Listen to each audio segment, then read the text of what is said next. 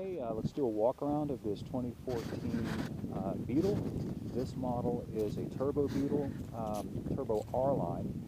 All of the turbo or 2.0 cars are now R-Line cars, and the reason for that is that Volkswagen is gradually phasing out the 2.5 liter 5-cylinder engine that for a while has been the standard Volkswagen engine and which was not turboed. As the model year proceeds, Volkswagen is going to start using the 1.8 liter direct injected and turbocharged engine as the Beetle's base engine. And so to distinguish this model from the ordinary base model Beetle and from the TDI Beetle, they've now decided to call it the R-Line. The engine has also been upgraded. Let me pop the hood here so you can see it for the new model year. It's up to 210 horsepower now. Last year it was just 200, and the power peak is a couple of hundred RPM higher in the power band. Pop. There we go. And there's your engine, and you can see there's the oil filter canister off to the left there, which is kind of nice and handy for servicing. Pop this back down. Some of the other features, standard features, performance enhancements that come with the R-Line include an 18-inch wheel and tire package, and you can optionally get a 19-inch package, which this car has. And you can probably see the upgraded brakes, which are contrast powder-coated. And the brakes are really quite aggressive. I was surprised. They have the feel of a track package car. They're a little bit numb at first until you get them hot, get down the road a little bit, bed them in, and then they bite really, really well. Excellent brakes. And you also get this little rear spoiler on the back. You get dual exhaust, and of course you get a sport suspension. Steering is electrically assisted, and it's a little bit dead feeling. Shouldn't use that word really. That's probably a bit too much, but it's the feel of the electric assist power steering really isn't quite as good yet as some of the hydraulic assist units, but it's very accurate. The car handles really well. Does not have significant body lean, and with the new longer wheelbase and the weight, this car, the coupe is about 3,000 pounds, believe it or not, and this convertible is a couple hundred pounds heavier than that. It's really a nicely planted car. Of course, if it weren't quite so heavy, it would be considerably quicker. Something else that's kind of interesting is that there is no off switch for the traction control. Go inside here. Normally it would be somewhere along here.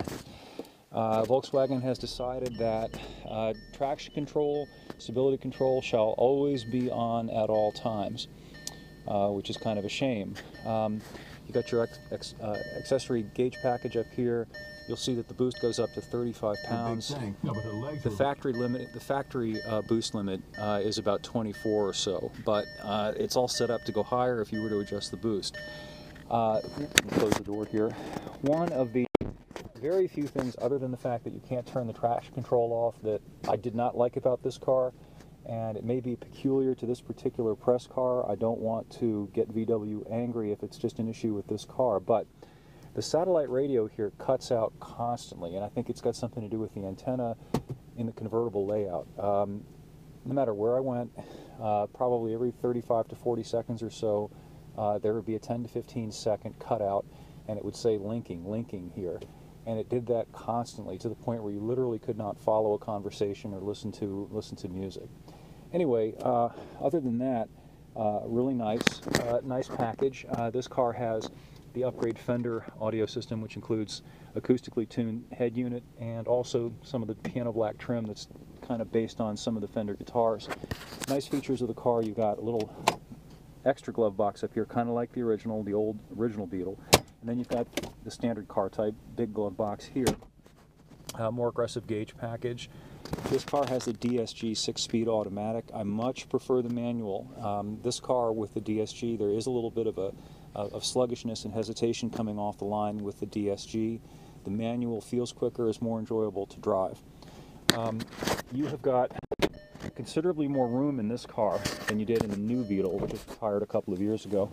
The body is wider, significantly so that you get about 2.5 inches more room to the side, and you've got a very impressive 41.3 inches of front seat legroom. Now the back seats, of course, they're really tight, but The fact is that similar cars like the Fiat 500 and the Mini Cooper, it's the same problem. You're going to have that problem with pretty much any car that's in this category. 2+2 coupes with tight back seats. It just kind of comes with the territory. One of the major deficits with the convertible relative to the coupe is that you really lose a lot of trunk space. The coupe has 15.4 cubic feet of trunk space, which is actually comparable to what you get in a mid-size sedan. But if you order the convertible, you end up with just 7 cubic feet, so you lose basically half the trunk if you get the convertible. Oh, and there's one other thing that I wanted to show you. Should have taken back what I said before about complaints. If you look back here, see if I can show it to you.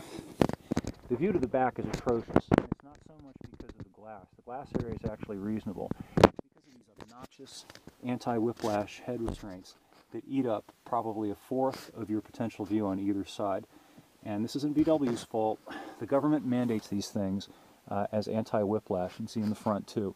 On the upside, I'm pretty sure that these pop out. They're removable. So if you don't put people back here and you just use the back seats for groceries, I would strongly recommend just popping out the headrest so that you can actually see where you're going.